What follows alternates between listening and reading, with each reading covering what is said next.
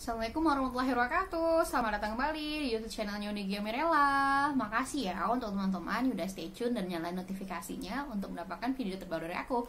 Nah, untuk yang belum subscribe, jangan lupa subscribe ya. Oh iya, untuk video-video aku biasanya tematik, jadi pastiin teman-teman nonton dari awal, jadi tahu itu informasinya nggak setengah-setengah. Stay tune ya. Nah, pada video sebelumnya aku share tentang promil sebelum menikah. Kali ini aku bakalan share apa aja sih ciri-ciri awal kehamilan ini PMS atau hamil. Nah, biasa kan sering bingung tuh, ini aku lagi dapet atau lagi hamil ya gitu.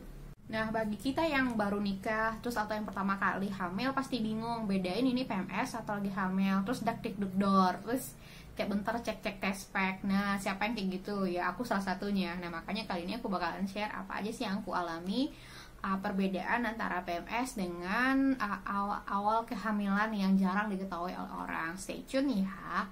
Nah, yang pertama itu biasanya kalau kita mau PMS pasti ngerasain kram ya. Nah, aku juga ngerasain kram, cuman kram di bawah perut itu rasanya itu jauh lebih sakit gitu, kayak sakitnya tuh agak luar biasa sih. Kalau aku rasain sekitar 3 kali lipat lah ya sakitnya dibandingkan dengan kram ketika PMS biasa gitu. Terus sakitnya itu berkala gitu dan lumayan kayak orang sembelit tapi nggak sembelit gitu. Nah, itu tuh aku catat. Nah, di sini sih aku pentingnya aku catat apa aja sih perubahan-perubahan yang terjadi sama aku sebelum aku menghabiskan test pack banyak gitu. Nah, itu yang pertama. Terus yang kedua adalah flek. Nah, biasanya kan kalau kita mau menstruasi itu ada flek ya pas beberapa hari sebelumnya. Nah, aku pas alhamdulillah waktu itu menstruasinya teratur karena udah memperbaiki siklus makanan. Nah, ketika flek biasanya cuma durasi beberapa jam, habis itu deras. Ini kok udah 2 hari warnanya masih kayak gitu ya. Udah, aku masih positive thinking, mungkin karena kecapean kali ya, karena waktu itu aku buka PO banyak banget, buka PO rendang sampai 10 kilo lebih dan PO lainnya. Nah, aku pikir kayak gitu. Nah, ternyata udah beberapa hari ya kayak gitu aja gitu. Terus oh ya udah, aku tanya ke orang tua, Mi gitu tuh, kok aku kayak gini. Sebenarnya sih orang tua tuh udah ngeh aku hamil, cuman nggak mau PHP-in, tungguin aja. Terus orang tua bilang jangan kecapean dulu ya, istirahat aja, mungkin karena kamu kecapean. Nah, di sini aku menggunakan insting orang tua sama mertua, jadi tuh iseng-iseng nanya aja sih, ibu waktu hamil dulu awal kehamilan kayak gimana. Ya udah, berarti aku nyari persamaan tapi tetap nggak baper gitu. Yang penting aku udah tahu, oh ternyata mertua aku kayak gini ya dulu ketika hamil, orang tua aku ternyata kayak gini ya ketika hamil. Ya udah, aku mendapatkan poin yang sama. Nah, flek itu aku catat juga. Yang ketiga itu adalah payudaranya jadi lebih makin kenceng. Nah, biasa kan kalau kita mau menstruasi juga payudaranya kenceng ya. Nah, ini nih berasa jadi lebih sakit gitu. Terus kesentuh dikit aja, misalnya kayak kita habis mandi terus tiba-tiba pakai handuk kesenggol sendiri sama tangan kita, terus sakitnya nauzubillah, ya Allah kok sakit banget gitu kan, mau datang bulan kok kayak gini. Cuman kan nggak boleh marah juga ya, gimana kan kita perempuan. Ya udah, aku biarin. Nah, di sini aku nggak terlalu ngeh sih, cuman ya udah gitu, aku coba memorize lagi apa aja sih perubahan siklus yang terjadi sama aku selain flek tadi. Nah, itu. Terus yang kemudian perubahan mood. Siapa di sini? Cuman sih alhamdulillah sih suami aku udah peka ya.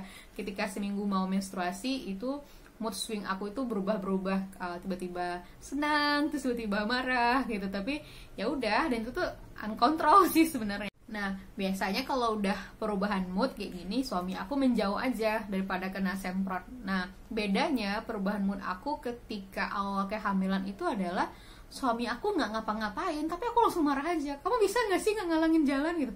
Terus dia bengong, lah aku kan nggak ngalangin jalan, kok dimarahin gitu. Terus ya udah sabar gitu. Ya udah, suami itu ya udah, beliau anggap angin lalu aja, anggap radio rusak gitu, anggap kaset rusak yang lagi diputar gitu. Jadi perubahan mood aku itu memang setelah aku flashback ya, sadarnya setelah itu gitu. Setelah aku flashback kok mood swing aku itu gampang banget berubahnya gitu. Lagi happy, terus tiba-tiba aku kayak kesel aja ngeliat suami aku gitu. Nah, di perubahan mood swing itu aku kesel aja ngeliat suami gitu, kayak beliau nggak ngapa-ngapain gitu, tapi kok lihat dia tuh pengen bawain jutek, tapi ketika beliau pergi kerja aku kok kangen gitu. Perasaan biasa aja sih, beliau pergi kerja kangen sih kangen, tapi kok kayak ini tuh kayak drastis banget, kayak beliau baru mulai kerja terus tiba-tiba udah WhatsApp lagi, kamu nanti pulang jam berapa. Nah, itu bingung juga sih suami, kok kamu ngapain sih gitu, baper banget sekarang. Ya udah, cuman beliau sih udah antisipasi, oh mungkin karena istri mau datang bulan makanya kayak gini. Nah, di situ Itu mood swing aku. Terus yang ke 1, 2, 3, 4, 5 ya, yang berapa lah lupa aku, yaitu aku sensitif terhadap aroma. Jadi aku itu benci sama masakan aku sendiri, padahal aku bikin PO.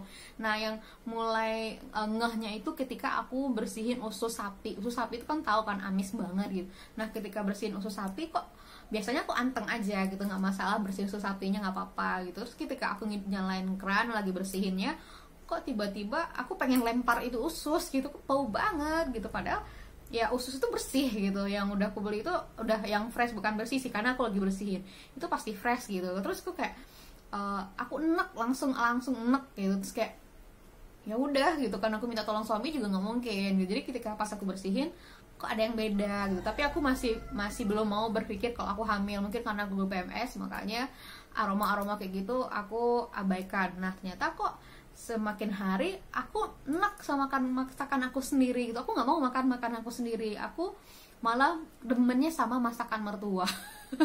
Gokil ya. Jadi ketika aku enak sama masakan aku minta sama mertua, ya Allah, minta sama mertua, aku minta tolong sama ibu waktu itu. Aku nggak bisa makan, jadi apa yang aku makan muntah. Nah aku masih belum pikir aku hamil. Karena apa? Karena biasanya kalau aku awal PMS, ketika datang bulan, hari pertama, hari kedua tuh aku memang suka muntah-muntah kayak gitu dan demennya makan rujak gitu. Nah ketika aku awal hamil juga kayak gitu. Bedanya aku hampir setiap hari makan rujak. Untung sih anak aku baik-baik aja ya, karena aku demen makan nanas muda sama yang asem-asem waktu itu. Jadi suami yang nggak kepikiran ke sana, karena memang istrinya doyan makan yang asem-asem ketika mau datang bulan. Terus akhirnya waktu itu mertua aku ngirimin aku rendang ayam, karena suami bilang dia nggak mau makan bu, ini gimana, katanya mau masakan ibu. Mungkin ibu udah ngeh ya kalau aku hamil gitu. Terus ya udah dikirimin sama ibu, habis dong rendang ayamnya sama aku. Dan hal lain adalah aku jadi sering jajan online, karena nggak tahu, aku nggak suka aja sama masakanku sendiri, enak aja sendiri baunya. Jadi ketika itu pernah malam-malam suami bilang, kamu lapar? Iya aku lapar gitu. Terus ketika aku makan masakan sendiri muntah lagi. Ketika aku makan sendiri muntah lagi. Terus ya udah, kamu maunya apa? Alhasil itu mulai bengkak pengeluaran. Jadi aku nge-go food atau nge-grab food aja waktu itu. Kalau enggak nitip sama suami keluar ketika lagi keluar, karena waktu itu masih WFA ya, masih WFA waktu itu. Ya udah, suami tengah malam nyariin aku tewan. Terus makanan aku jadi berubah gitu loh, kayak tadi maunya tewan, habis itu tiba-tiba aku minta sate, habis itu minta tengkleng sapi, tapi yang aku makan malah pempek. Nah itu yang terjadi. Nah yang terakhir itu adalah aku jadi gampang lelah. Biasa kan aku anaknya aktif ya bun gitu, ngapa-ngapain nggak bisa diem.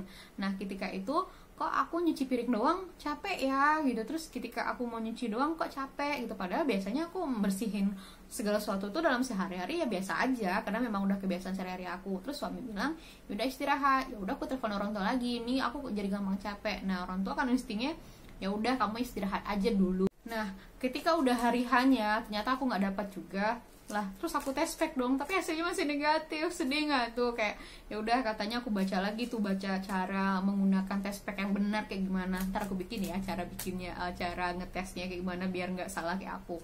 Nah ketika aku udah tes kok hasilnya negatif juga. Ya Allah, itu udah ngabisin banyak tes pack. Tuh suami bilang sabar gitu kan, nggak harus kayak gitu juga. Dan suami nenangin gitu. Terus aku baca, nah aku waktu itu udah telat kan dari tanggalnya. Terus aku tes pack kok hasilnya masih negatif. Ya Allah, ketika aku nonton di YouTube katanya bisa kok, beberapa hari sebelumnya udah kelihatan hasilnya, paling nggak samar-samar. Aku udah ngabisin banyak tes pack. Terus suami bilang udah ya ngabisin duit, aku bukannya nggak sayang sama kamu, tapi sabar ya neng. Dan gituin dong sama suami.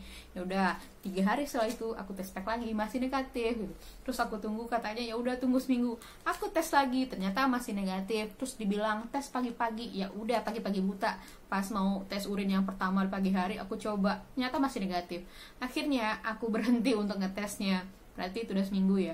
Terus dibilang sama teman aku, sama adik aku yang perawat gitu, kak sabar kenapa sih kak gitu. Nah akhirnya aku tunggu 2 minggu kemudian, tara, aku cek di test packnya, itu alhamdulillah udah garis 2. Itu senangnya luar biasa, masya Allah ya Allah gitu. Ternyata apa yang aku rasain tuh ternyata benar aku hamil. Nah gimana cara menggunakan test packnya nanti aku bikin video di sesi terpisah ya, biar teman-teman bisa fokus.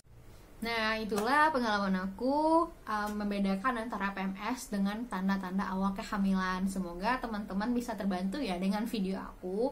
Nah, saran dari aku seperti biasa selalu bikin catatan atau jurnal ya. Jadi ketika teman-teman mau kontrol ke dokter atau ke bidan, terserah si providernya, teman-teman udah punya riwayat nih gitu. Yang saya rasain ini, tanggal sama macamnya. Yang pastinya teman-teman selalu catat haidnya setiap bulan tanggal berapa dan berakhir di tanggal berapa, karena itu akan menjadi histori kesehatannya teman-teman. Yang udah pernah hamil boleh share di kolom komentar ya cerita-cerita dan pengalaman. Oke, itu video dari aku tentang tanda-tanda awal kehamilan. Semoga bermanfaat. Jangan lupa like, komen, dan share ya, serta subscribe bagi yang belum.